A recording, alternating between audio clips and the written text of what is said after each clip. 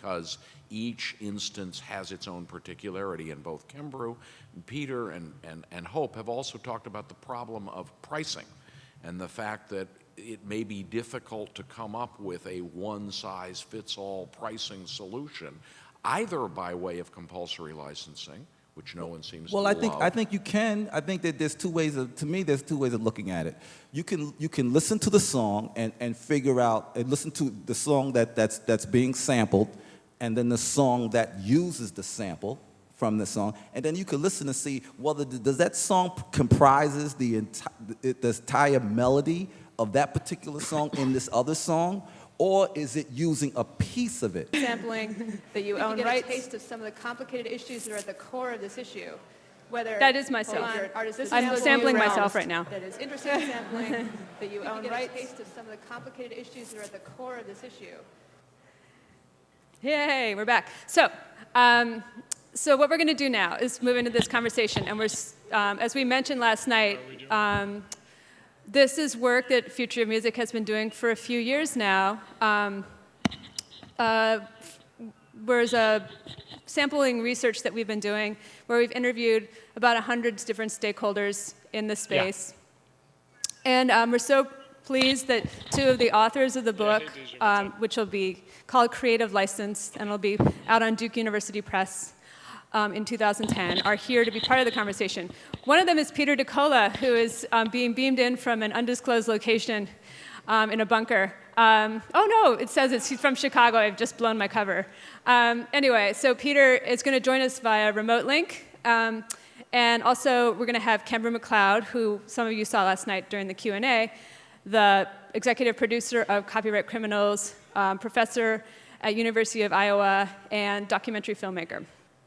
Also joining them for the panel, Peter Jaszi from the American University Washington College of Law, Hank Shocklee from Shocklee Entertainment and the Public Enemy's Bomb Squad.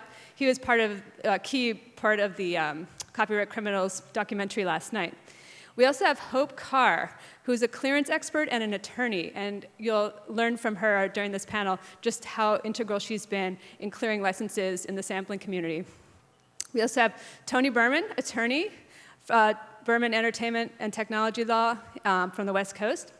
And finally, I'm blanking. I already mentioned Kembrew.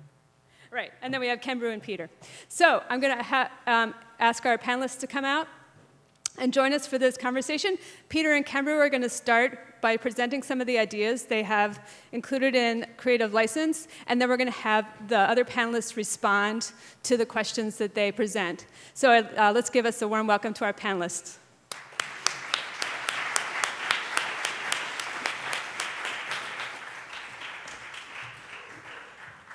Thank you, Kristen. My name is Kembrew McLeod, and sorry to contradict Kristen, but we decided in the green room that it actually would work better if we flipped it and flip the order so that we build up to, we build a context for Peter and I to talk about, what we found. So I'm going to hand it over to our moderator, Peter Jaszi, who will take over from here. Thank you.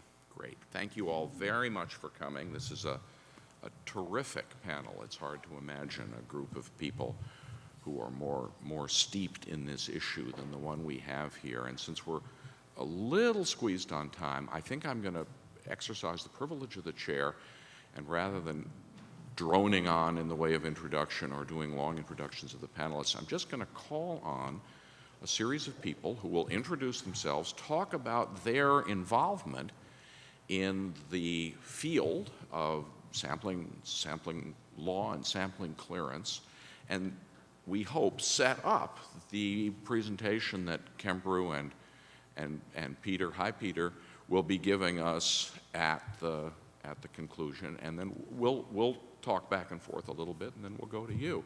And it is my privilege to call first on Hank Shocklee. Thank you. My name is Hank Shocklee, and I'm a producer, songwriter,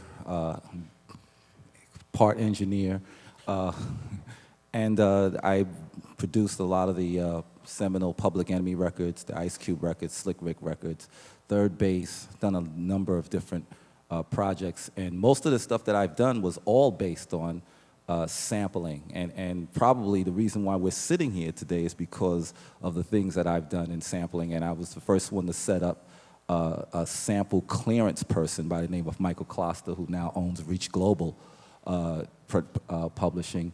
And so, you know, I'm just going to give my, you know, expertise as far as from the inception of sampling and to where it's gone today from the user and artist perspective.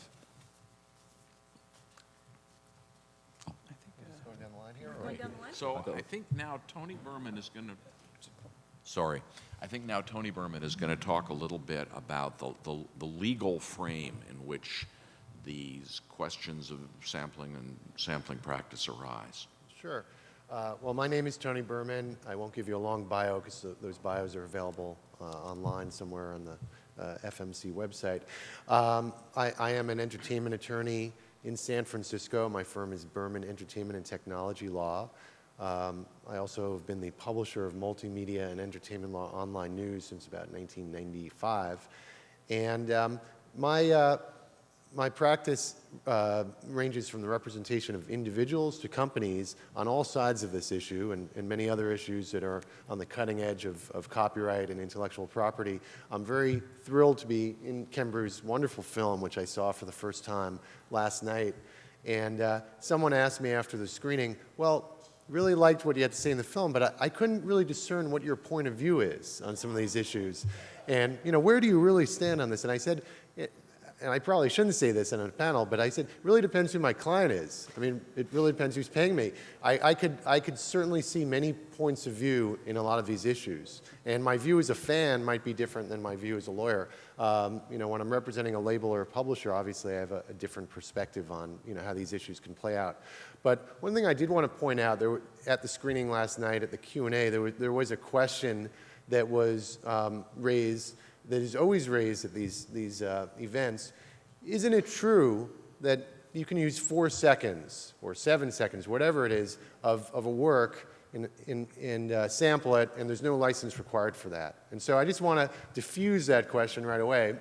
No, there is no such rule in law or any case law that is out there. There are cases that talk about what's called de minimis use. But before we even get to that layer, let me just mention, for those of you who don't know, that there are 2 copyrights that we're going to be talking about on this panel today in this discussion. The copyrights are the sound recording copyright and the publishing copyright. They are 2 separate copyrights. They have different cases that have evolved around them and different kinds of clearance issues that are involved. Publishing quite often has multiple ownership, whereas sound recordings typically have unified ownership, typically, but not always. And so if you don't know or you can't bear in mind that distinction between the sound recording copyright and the publishing, you might find yourself a little confused. So just wanted to make sure people were clear about that. And what exactly is the difference, you know, like between the two? What is the difference? Okay, the publishing copyright is the composition itself. So what is covered there is a song as it is written by the songwriter, which is typically understood to be the melody and the lyrics. And so, for example, a Bob Dylan song written by Bob Dylan is the music of Blowin' in the Wind and the lyrics of Blowin' in the Wind, and his publishing company would own that. Now, of course, Dylan being very covered by many other artists, there are multiple recordings of Blowin' in the Wind, Peter, Paul, and Mary, and many others have recorded it. Those recordings are each subject to a separate copyright, the sound recording copyright. And that copyright would be owned most likely by a label because it's been transferred to a label by the artist in a recording agreement or a license agreement. So those, in the process of clearing samples, as Hope is going to talk about, you have to approach not just one party, but at least 2 and perhaps more if you're seeking to license the sound recording and the underlying composition. And now we're going to hear from Hope Carr, who since 1989 has been doing the hard work in the trenches of trying to clear samples with respect to both of the kinds of rights that Tony has mentioned on behalf of a lot of musicians involved in sample-based hip-hop, among other forms. Hope? Well, I'm not even sure now after I've been introduced what else I should say beyond that. I have been doing it a long time. It's fun. It's interesting.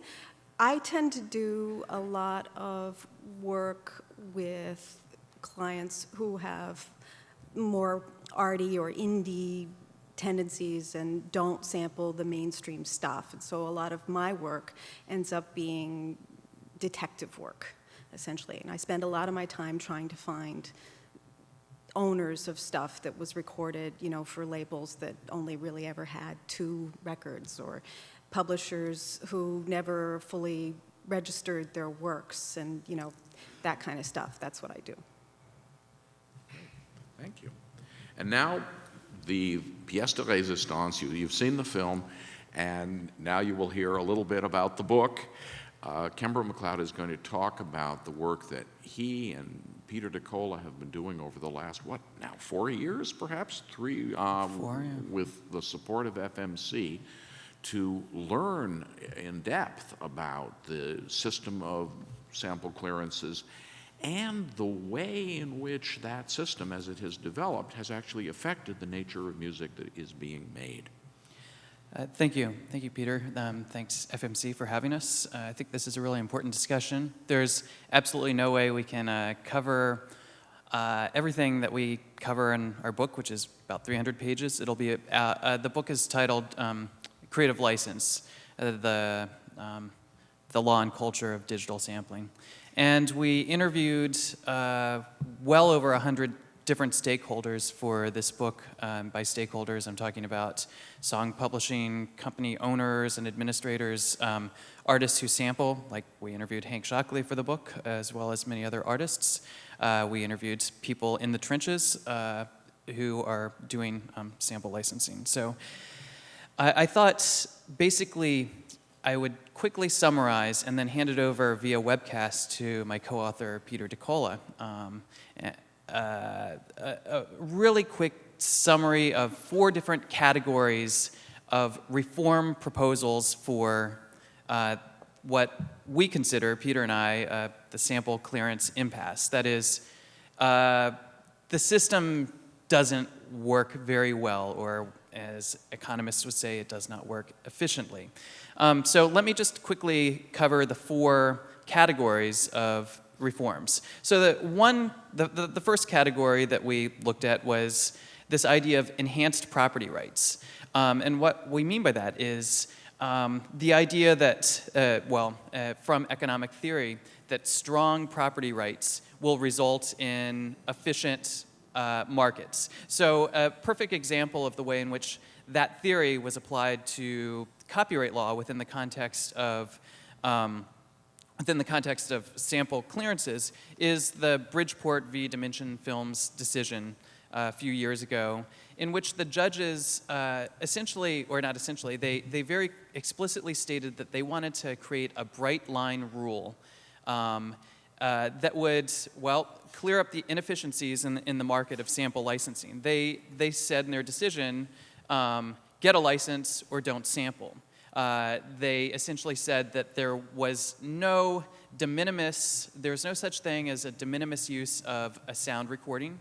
And so, but it's also important to be clear that that decision did not address the question of whether or not fair use applied in this particular case or in any case related to sampling. But they did basically throw out de minimis in their circuits for sound recordings. So enhanced property rights is this theory of enhanced property rights creating more efficient markets and a lean, mean, licensing machine that very easily distributes the money amongst the various stakeholders. That's at the heart of the Bridgeport v. Dimensions film decision.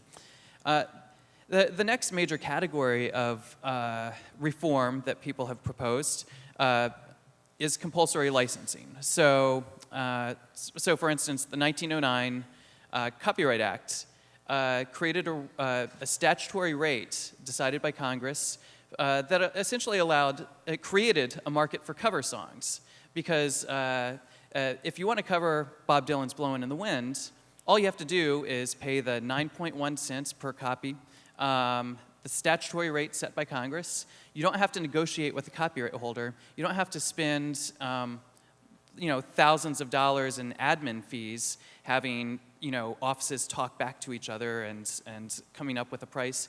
You know what the price is, sort of like what Hank Shocklee once said about his problem with the sample licensing system. You made the comparison between getting a sample license versus getting a driver's license. When you get a driver's license, you know where to go, and you know how much it costs to get that license, and the kind of the time and money that it takes is the time and money it takes to drive there and deal with that. And that's sort of the system set up that enabled cover songs to exist, a market for cover songs to exist. So some people have proposed a kind of a similar kind of compulsory licensing system for sample clearance. Basically, it would fix the situation where either you can't find the copyright owner, the rights holder, or if someone is being difficult, you don't have to worry about that. And of course, what that does, the reason why a lot of rights holders hate this idea is because they give up their opportunity, first of all, to say no, and second of all, to negotiate a rate that is advantageous to them. Okay, the third category is non-infringing uses. And this is important because I finished with my documentary partner, Ben Franzen. We're finishing up this documentary called Copyright Criminals, which documents the history of sampling and the problems that many artists have had, as well as, it features Clyde Stubblefield, someone who is one of the most sampled artists in the world. He was James Brown's drummer, so we also wanted to look at those artists, the original creators, along with George Clinton. He's in our film as well. Yes, back to the third category of non-infringing uses. So the first, Tony already mentioned, de minimis use. That is, if a snatch of a sound recording, for instance, is so small that a court would rule that it isn't even copyrightable in the first place. It's so minimal. It can't be protected by copyright. And the second major category of the non-infringing uses is fair use. And again, I wanted to underscore the fact that the Bridgeport decision, contrary to popular belief and assumptions, didn't get rid of, it didn't discard fair use as a potential legal doctrine that would protect transformative sampling. It did throw out in that circuit de minimis, but it didn't throw out fair use. And to my knowledge, there has been no case that has been decided that deals with fair use in the world of sampling. The fourth category is, innovations in voluntary licensing. I should say that again. Innovations in voluntary licensing. I'm not saying involuntary licensing. And what I mean by that is, one example that's popular is Creative Commons. Creative Commons was set up as an organization that facilitates, through its website, you can go to creativecommons.org, and you can spend, and this website facilitates creators and owners of copyrighted material. It allows them to basically tag their work and communicate to an audience saying, you can, for instance, sample, this song for non-commercial uses or even commercial uses. You can, it basically creates a tag or a signal that essentially creates a lawyer-free zone. You don't have to, a lawyer and an admin-free zone. You don't have to go through, walls of people and lawyers and, other people involved in the rights clearance process. If it's been tagged with a Creative Commons license, then the person clearly knows what you can do with that work. Another kind of voluntary licensing would be an approach creating something like an ASCAP or BMI-like entity that would act as a clearinghouse for sample licenses. And finally, a more modest approach in voluntary licensing would involve creating an authentication database to identify that would essentially make public what I'm sure is in Hope's computer, a database of contacts where it becomes really clear. It's kind of like a phone directory to the DMV or whatever. So you at least know where to go, and you're not necessarily assured of the fact of whether or not you can actually get them to say yes, but perhaps, but you at least know where to go, and perhaps such a database, and this is again a modest reform proposal, can allow rights holders to opt in and sort of create a menu of prices. But again, this is all voluntary. And I'm going to turn it over to my colleague Peter DiCola, who hopefully will be able to be heard by us and hopefully has been hearing us. So let's go. How y'all doing out there? I can't hear you. Let's see what happens.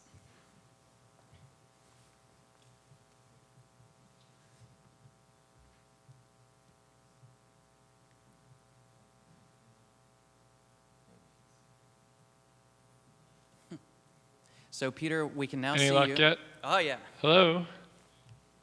Yay. Hi, Peter. Yes. Hi, Peter. Well, thanks, Kembrew, for that introduction here. Sorry, a little bit of feedback on my end. Thanks to all the panelists. Thanks to Peter and Tony and Hope and Hank for being here with us. And thanks to FMC for having this panel. I'm sorry that I can't be there in person, but I'm glad that I can be there through the web. I don't have too much to add to what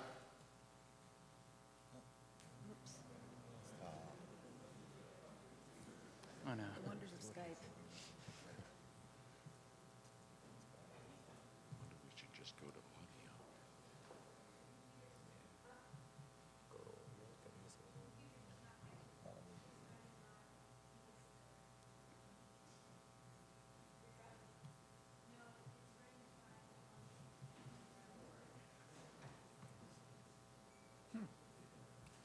So it's running online, but not on. Oh no. Defeated by technology again. I don't know. I'm not sure what the intervention is.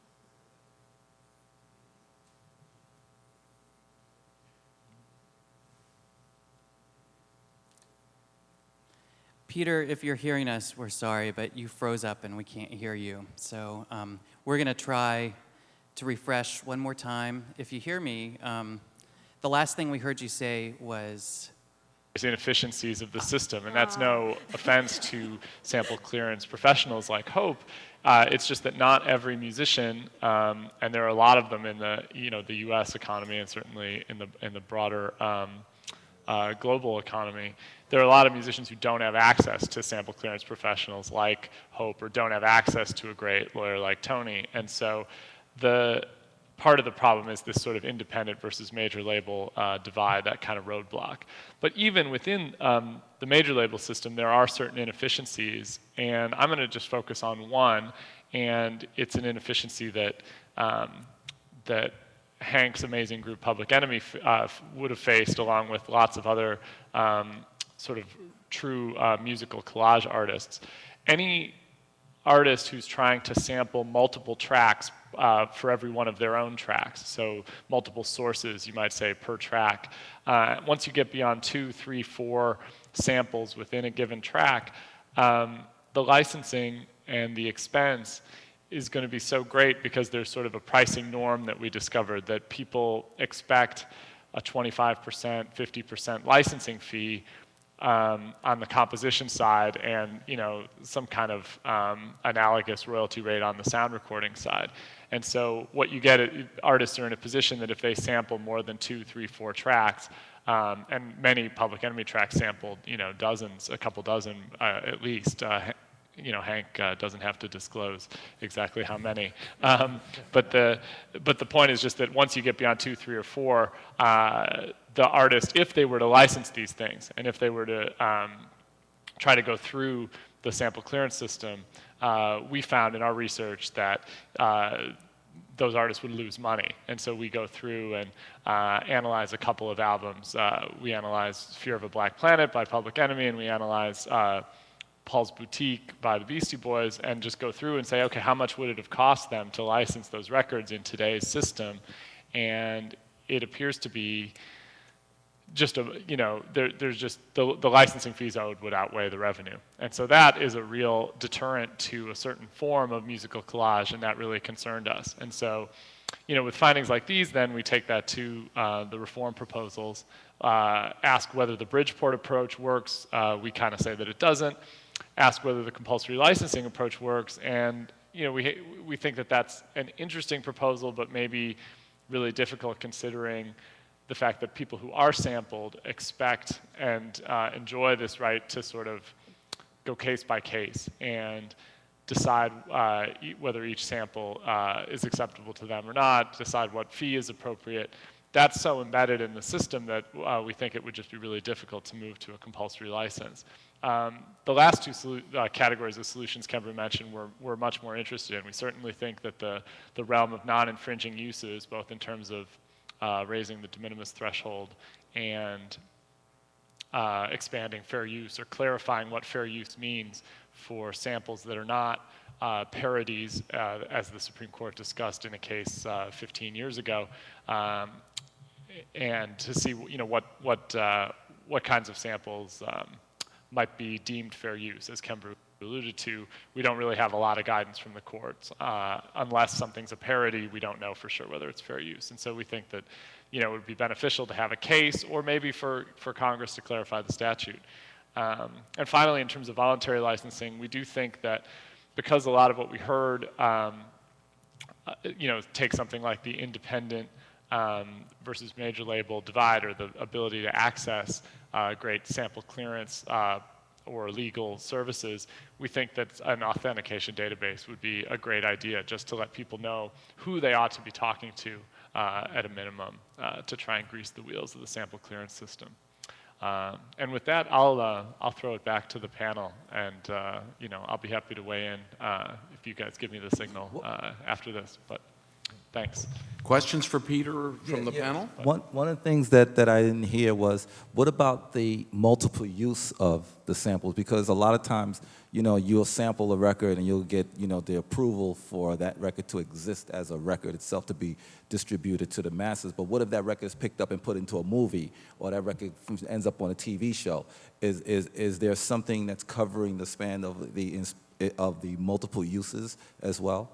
Yeah, that's something we also considered that we just simply didn't have time to talk about, and that's really important because I interviewed one rights holder who very, very slyly told me, I make sure to, when I clear samples, to essentially clear it only for use on the record, so that when someone wants to use that song in a commercial, or wants to sample that song that has their sample embedded in that song, or whatever, then they have to come back to me on a case-to-case basis, and I can charge more money, and this is how I make my living. So yeah, go ahead. That one strikes me as being really an enhancement of rights that wouldn't normally exist. If you get a mechanical license, in the example I gave before in the Bob Dylan song, you're getting a mechanical right to reproduce that in an audio work for either a download or in a physical device, but you would have to go back again to get a synchronization license,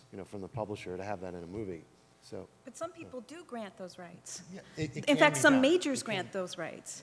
They build it in. They'll say, okay, we're getting 30% of the income, so we'll take third party as 30% of whatever you're getting. But a lot of them don't. And on the other hand, it's much faster to get sync rights than it is to get sample clearances. They will answer you in days. Hope, can you just explain for me and the audience, just quickly, what you meant by the difference between sync rights versus sample, or whatever term you used? Well, these are all third-party. A sync right is a third-party use. A sync right is what you needed for your movie.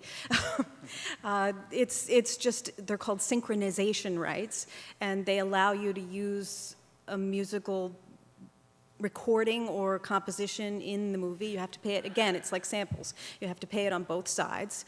And those, I mean, typically people won't give you the rights to that when you clear something for a sample in a song because they want to have some control over what happens to it in other uses. One of the reasons for that is that a lot of times people have objections to being used in certain kinds of advertising. You know, they don't want to have, they're okay with you using their song in your song, but they don't want to have it used in an ad for cigarettes or alcohol or, you know, some other kind of thing. Well, see, that's the area where I think it's crazy because, because I think that if you're going to grant someone a license to use that song, they should have the right to use that song anywhere across the board that they see fit. And you're talking about, you know, back in the days, because now the old paradigm used to be like when you get a song inside a movie or inside a television show that you would get an incredible amount of money for that. But nowadays, that doesn't happen. You're basically giving the song just for exposure so that you can get that extra exposure that you wouldn't get normally at radio. So I think there has to be something that, you know, moves forward that addresses that issue as well. Well, I certainly see the point, and on the other hand, what if the song was used in a game? You know, there was a very, very violent game, and so the publisher, you know, intended it to be licensed for this use as a sample in an audio work, and then it was put in a very violent video game. That certainly might cause some problems. But that's no longer it's no longer the author's song when they're granting you the right to use a sample. It's now my song. Well, no. It doesn't- Because I'm the one that's. No, because they're essentially your co-writer, and you have to listen to your co-writer.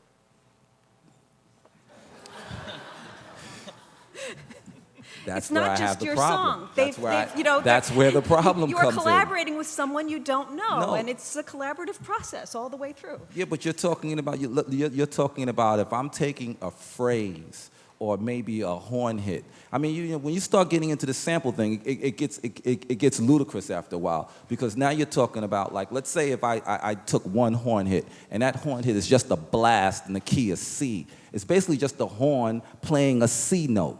And so you're saying that person becomes a co-writer in my song just because I decide I'm going to... Would you clear it? If you have to clear it, yes. If it's a significant part, for example, there's a song by A. Marie where that particular horn blast is a big part of that song, you would have to clear that. But then again, I should be able to, that song should be mine, I should be able to use that anywhere across the board that I see fit, once I have paid for the rights to use that particular song. And I am not infringing upon the original author's work, and he is not a co-writer on my particular situation. Well, you know, but that would because I think that now he's infringing on my rights. Okay. And you know, but that would tend to lead perhaps to a discussion of the first point that Kembrew was making. You know, maybe that works out well in a fair market system. The parties negotiate. As Hope said, sometimes that is built into the license. And so if the parties say, yeah, I'm giving you this license, here's what I want in return, you may now use this for anything you see fit, then But see, that's herein lies the problem, because you and I both know that anybody that's going to hold you or is going to hold that license or whatever that they have over you, they're going to get the most that they could possibly get. So why would I even begin to give you that kind of a clearance? So that's why there has to be some sort of intermediate, situation that can mediate that situation, so that you don't have to necessarily, because these publishers, they're just opportunists. They're not concerned about the greaterment of the music and everything else that's there. Remember that if they're denying you the right to use it in some violent situation or advertising for something they don't like, it's not actually in their financial interest. It's in their interest to license it, and they try to license it every time they can, but they're giving in to their own writers' wishes about the use of the stuff. Now, when I write a contract, I try to get these rights up front. But sometimes people won't give it, and that's why. It's not necessarily the publishers. Publishers want to license it to everything they can. Why don't we talk about the point that Hank was just making about setting up a collective society that could help as a kind of a one-stop shop to get these licenses done, because that's a very interesting idea. So do you want me to talk about it? Well, you were talking about it. From your point of view. Well, I mean, we were just talking about it. I just think that has to, I mean, that's, I mean, you know, we talked about the Harry Fox Agency. Exactly. You know, we have BMI and ASCAP and CSAC. You know, you have organizations that are there to provide services as far as, you know, whether it comes to radio or whatever, you know, so that people and publishers and writers get their fair share. And that stuff doesn't mean that the radio stations, every time they play the record, have to go negotiate with the writers in order to get a license in order to play that. So there's bodies that we have already that it should be the same ones kind of set up for sample clearances. So I see one difference between this environment and the environment in which ASCAP and BNI and CSAC operate, and that is that it's going to be difficult, I think, to do blanket licensing in this sample clearance environment because each instance has its own particularity, and both Kembrew, Peter, and Hope have also talked about the problem of pricing and the fact that it may be difficult to come up with a one-size-fits-all pricing solution, either by way of compulsory licensing, which no one seems to love. I think you can. I think that there's two ways of looking at it.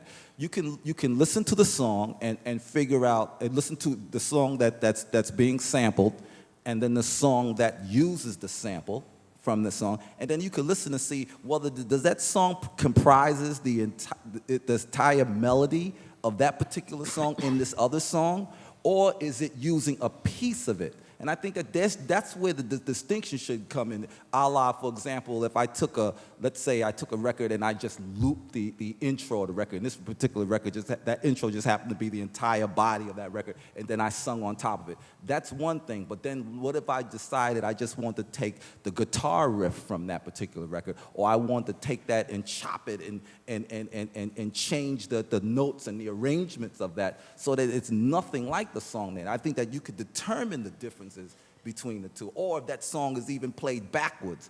Or I think that there's a way to determine all these different things, and especially with the technology and the know-how that we have today. I mean, you could go into the software industry, and these guys can figure out ways of extrapolating, differences between notes within a chord arrangement, and have software that can pull things out. So I'm quite sure that we can come up with something that can differentiate between the uses of it and put some sort of monetary, license to each one of these different things. I mean, I think the great challenge is whether one can reduce the kinds of artistic distinctions that you're describing into a formula that would be, in effect, a rate card. Because without something like a rate card, even one that is fairly sensitive in its discrimination between different uses, the collective administration solution is going to be difficult to apply. I'd like to know what others think about that. I agree. I think unless you can reduce this to some kind of algorithm, it becomes very challenging. But I think the premise of what Hank is saying makes a lot of sense, absolutely, because I know in my practice it is very frustrating sometimes even identifying who the parties are that you want to approach. Works are often transferred, and it's hard to discern, who the correct owner is. There may be a multitude of owners of a work, even on the sound recording side, because of international issues, license agreements that have been issued in different territories or for different media or whatever. It can be hard to figure out. On the publishing side, there invariably are going to be multiple publishers, and which one has the administrative rights is not always known. What the percentage splits are between the publishers is, a trade secret that, you have to pry out of their... You have to clear it first. Yeah, exactly. Before they're going to tell you that, you got to clear it first. Yeah. So it is frustrating. I mean, it certainly lends a lot of credence to Kembrew's point number 5, I believe it was, having, at the minimum, some kind of place where the metadata, if you will, is available to discern, the ownership and the other information about these works. Yeah, because you can, I think perhaps Hank's even been sued for essentially assuming that one entity owned the rights, and it turns out that wasn't true. And, they can have really serious ramifications. I wanted to throw out another thing in the kind of categories that I laid out at the beginning that I just wanted to underscore, and actually throw my question to our moderator, because he has spent a lot of time thinking about the issue of fair use. And it's this idea of, non-infringing uses. So I'm going to set aside de minimis use and really pose the question to Peter. I mean, in what ways could a sample, the use of a song, be a fair use? I know that you've spent a lot of time thinking about fair use in other areas of kind of cultural production, creation, but just to put you on the spot maybe. And make two really quick points about this. It's a big topic, but I think an important one. One is a point about the direction in which the law of fair use has been moving in the last 20 years, although it's true, as Peter DiCola said, that we don't have test cases about fair use and sampling. We have a lot of other fair use law that has accumulated since the Supreme Court adjudicated the Two Live Crew case, and all of it says essentially one thing, and that is that the test, the standard, the thing to which a court should look in deciding whether a use is fair is whether the use is transformative, whether it adds value to the material that was taken, and whether it repurposes it in a significant way. And that characterizes a lot of sampling practice. Not all, but a lot of sampling practice. Listening to the music that Hank has given us over the years, it's hard to think of it as a lawyer in any other terms except the terms of transformative use. So I think there is, in fact, an immense space for the assertion of fair use by samplers in this area. It's untapped. Now, Peter DiCola suggests two ways of opening up that space. One is test cases. Well, maybe, although copyright holders are famous for not getting themselves into test cases that they're likely to lose. So the potential for test cases is, I think, untested. The other is congressional intervention. And here, although I think Peter is wonderful, I have to disagree a little bit. I think that to bring Congress with its known affinities in the area of copyright law into this space might be a disaster, not only for music, but for fair use in general. There is a third way, and I will mention this and then stop, because otherwise I'll take up all the rest of your time, which is the way that has worked for documentary filmmakers, the way that has worked for educators who use media in the classroom, the way that is working for online video makers, the way that is going to work soon for providers of of open courseware, and that is for the community, for the musicians who both sample and are sampled, to come together and define for themselves the fair use space that exists for sampling practice. Because we know from a study not of 20 years of copyright case law, but of 150 years of copyright case law, that when practice communities speak, courts listen. And so before trying any of these other approaches to giving real meaning to fair use and sampling, I would urge on this community to consider the time-tested, tried and proven model of collective fair use best practices.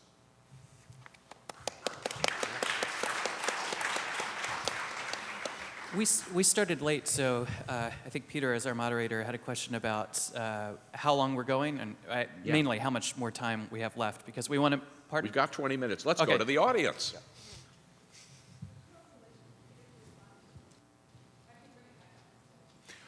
Well, why don't we, if we can get Peter so that he can pitch in with the audience questions, that would be great. Well, and perhaps maybe given the technical limitations, maybe it might be best to give Peter the last word at the end of the panel? Or? Well, that's another possibility, yeah. Please.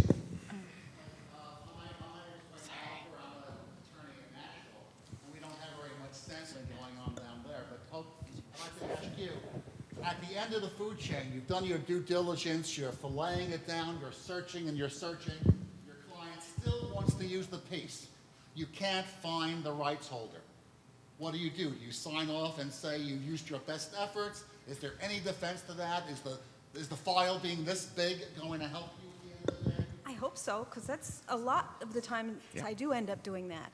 I keep really good records of my attempts to find things, and if I don't find them, then, then I've got my record of trying to find it. I would And who- strongly second what Hope has to say, because in this environment of fair use jurisprudence that I've been talking about, the question of whether or not you were a good citizen, whether you tried hard, No, it's true. matters. It creates all the atmospherics, and as we all know, atmospherics are important. And also, those of you who want to ask questions, please wait for the microphone because we want people on the webcast to be able to hear your question also. Hands? Please. Here, Mike is coming. In that case, do you also reserve money for a period of time that you otherwise might pay that artist? That's a decision Writer? well, actually, there are a series of decisions. One is the decision whether or not we're going to put it out anyway, despite the fact that I was unable to find the owner. Another decision is whether or not the label will hold back money to try to, cover some eventual thing. But a lot of times, you do get claims. And in fact, there are people who go out looking for stuff that they know that you couldn't find and buy it. What if you And make claims. what if he recreated that? Would that change the parameters a little bit? Well, if you recreate it and you still have the publishing copyright, then you still have to clear the publishing. So But if it you- does avoid the sound recording It does copyright. avoid the sound recording. Please. Mike is coming. Hi, so we've heard discussion about economic efficiency, and we've heard about whether a sampled artist is a co-writer and the various effects that has. How about going back to the reason for copyright, namely promoting the creation of new material, right? Isn't it fairly clear that making it as easy as possible for people like Hank to sample other people's material causes new material to be created, which is the purpose of copyright? Would anyone disagree with that? No, I'm not going to disagree with that. I think, without a doubt, just putting aside the legal issues that we've been talking about and some of the business issues, there's no question from an artistic viewpoint that the stranglehold that we see in this process is denying the ability of very creative people to create new music. And I think that is a problem. So somehow we have to find an approach that makes sense legally and economically to get through that problem. And it also re-energizes the creative community, because, for example, before Tupac and Dre used the vocoder on California Love, it spurred the career of Roger Troutman all over again. Mm-hmm. And I think that's that area where it becomes positive. But the problem that's happening is twofold. Is the negative aspect is not in the creative community, it's in the business community that holds the copyrights for these things. They're the ones that's holding, like a Bridgeport Music, for example, who holds the copyrights to all the George Clinton stuff. They're the ones that will stop you from using it, because it doesn't benefit them if the community is benefiting. It only for them, it's only an economic situation. Way in the back.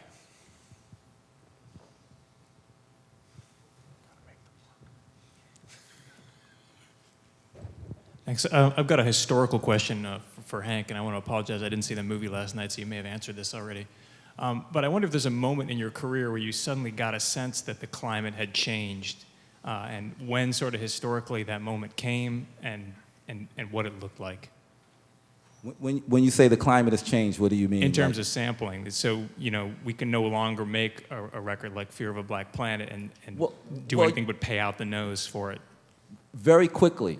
You have to understand something, that when we did those records, the reason why those records came across is because it kind of like flew underneath the radar.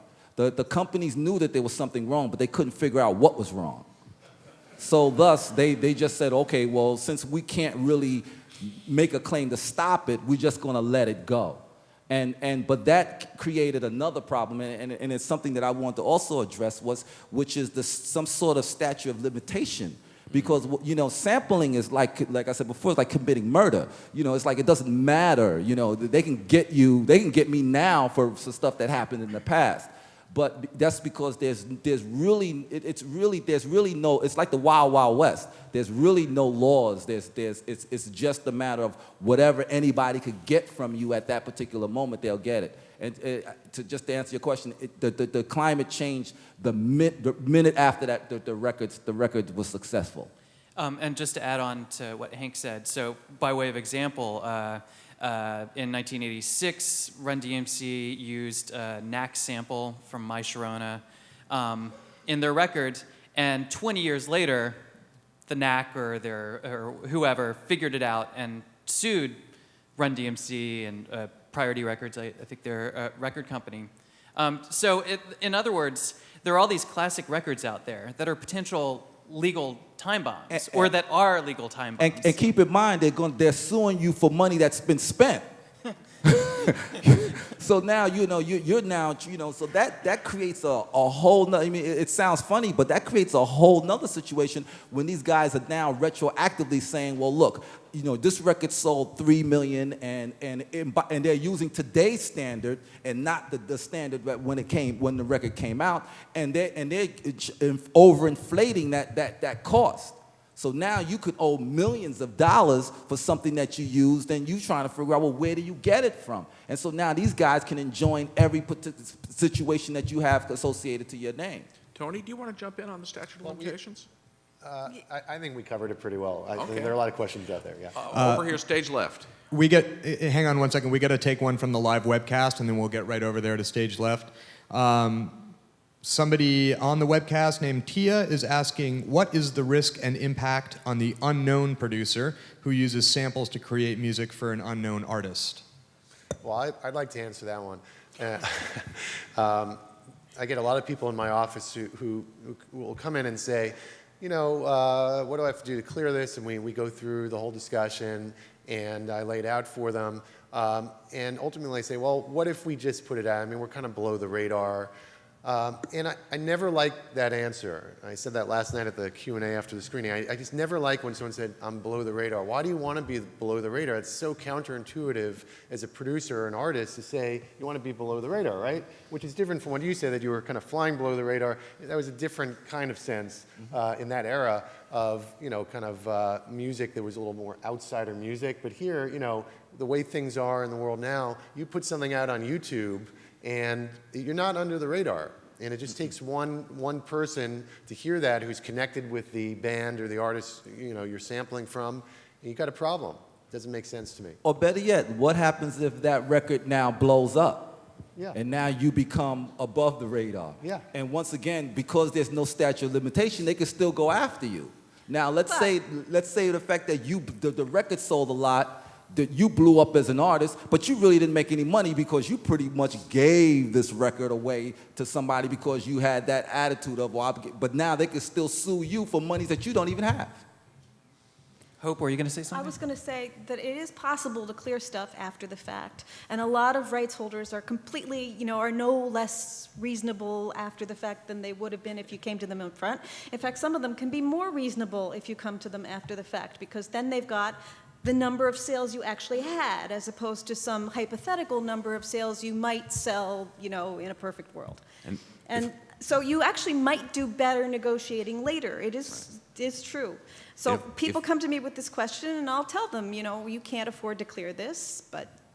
And I should add that there is a statute of limitations. In 3 copyright years. law, there's a 3-year statute of limitations, which means that if somebody goes after you for a 20-year-old recording, they can reach back 3 years. They can't reach back 20 years. Please. What I'm thinking here is kind of proactive, and in copyright law, and I know this is probably going to go over the heads of some of the non-lawyers, but there are presumptions for registration when you get into litigation. And if you're a plaintiff and you've gone to the trouble to register, you get certain advantages. And if you delay doing so, it's harder for you to file a suit and you give yourself a tougher case. If we're going to go to the trouble of creating some kind of authentication database, could we set this up into the copyright statutes where if you don't bother to register your material, at least going forward, that the presumptions go against you? That maybe there's a time period within which you need to register and put your new material out there? Because, I see where Hank is going. We're going to have iteration of iteration of iteration of people sampling on top of each other, and you know, I'm looking at this from like the fan community, where people are making mashups. They're not making any money at this point, but it's possible a revenue stream could come out of it. So it's like the 2.0 version of sampling. Maybe we need to address this legislatively rather than ad hoc in the courts and having different circuits combating one another. I want kind of really Professor Jaszi's point on it, but...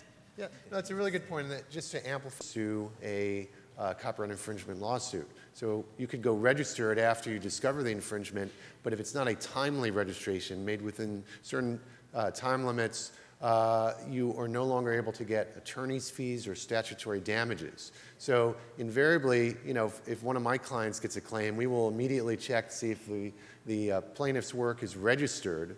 And sometimes you find out, incredibly, even if it's a record company, they haven't registered it. They never do. You know, yeah, it happens quite often. And then at that point, you actually have an ability to really go back to them and say, look, you don't have any registration here. You're going to spend a fortune in attorney's fees here coming after us. Let's talk reason now. And so at least you're dealing with the damages on a more reasonable level. But I agree, proactively to try to address this makes a lot of sense. We've got a very patient person on the aisle here. Thank you very much. My name is Mary Nichols, blackradiosback.com and Fusebox Radio Broadcast. One question I have is, we keep hearing about all these publishing companies, their maneuvers and things like that.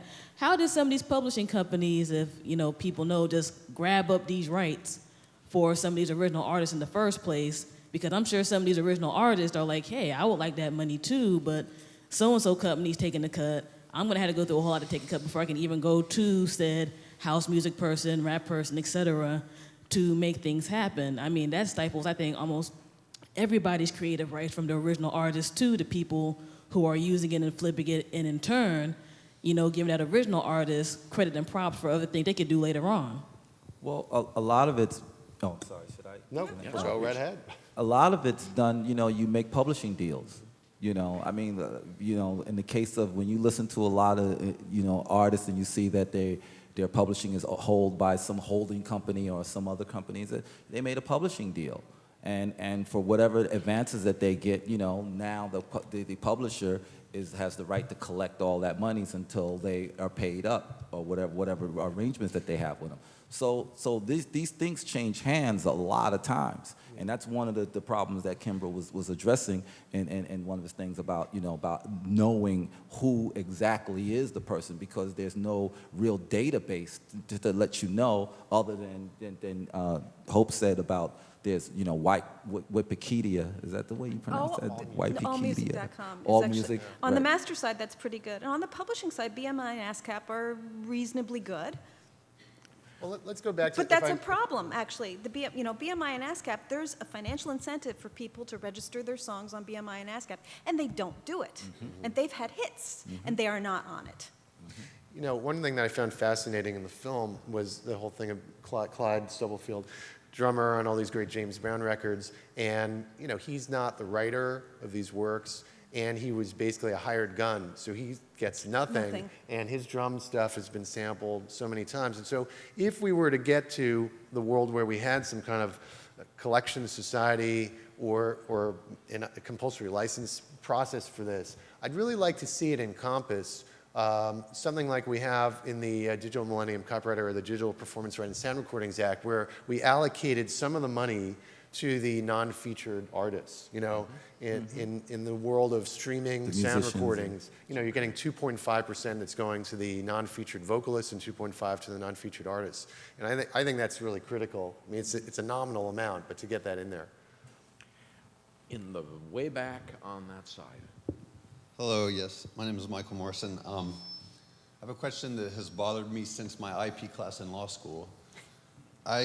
My understanding is that the copyright stipulates protection for a series of notes. So we already dispelled the less than 5 seconds myth. But I want to ask, does a horn blast, a snare hit need to be cleared? Or what about, like, say, a guitar riff, Jimi Hendrix?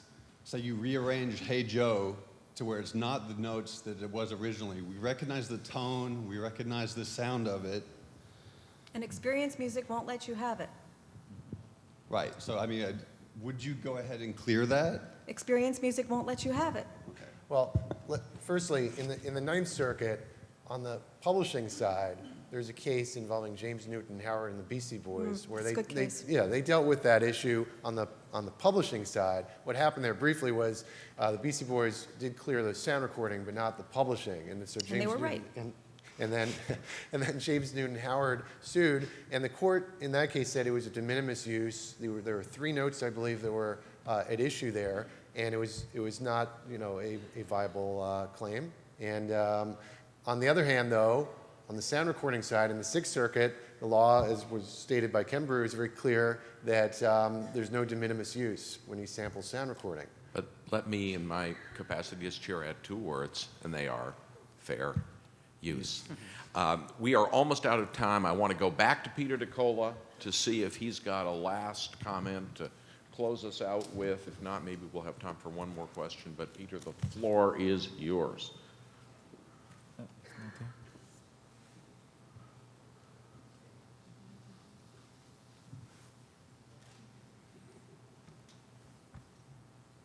putting a big burden on Peter now.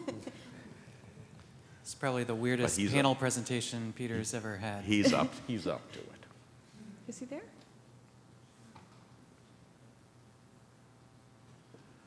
We lost him. But I think that was a great question that you had, and the things that I'm, the reason why I'm here, and the things that I'm, the reason why I'm hello, that's me. That was kind of cool.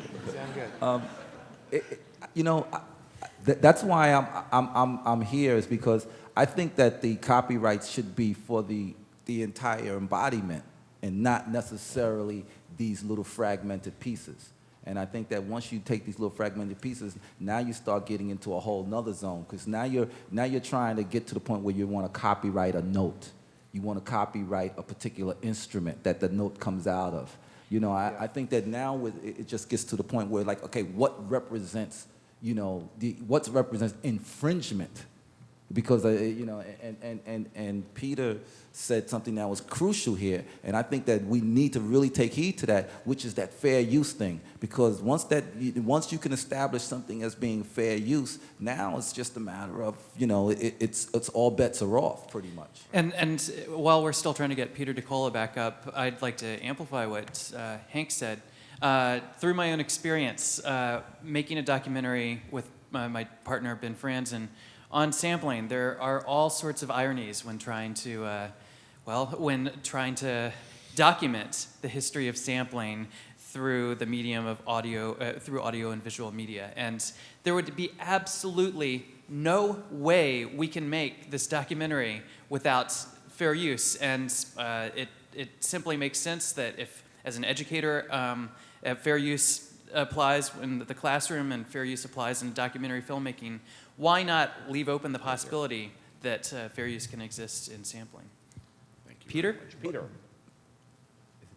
No. But the thing that you said that was crucial, I think that people haven't really, I don't think know if we heard, but I want to amplify that, was the fact that we have to act in concert. We have to act as a unified front, which means that we have to put that fair use into practice. And in order for us to receive those benefits, because the governmental body, the governmental body works off of the fact that if we're working in concert, that they're not going to pretty much interfere with that, I guess. I cannot think of a better last word. Thank you all very much for your attention. Thanks to this wonderful panel.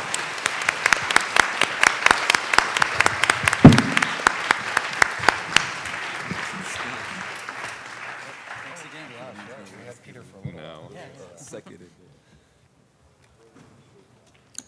I'd like to thank our panelists for such an engaging conversation. Clearly, from all the hands in the audience, there's a lot more of discussion that we need to have about this. Luckily, some of our panelists will be around today and a little bit tomorrow. We can carry on those conversations. Chaya, we want people to stay seated? Yes, please. Okay. I'd like people to just stay in their seats because the next thing on our schedule is a keynote from Senator Al Franken. And so, given the time we have today, I think it's best if we just stay in the room. And Senator Franken will be here momentarily. Thanks.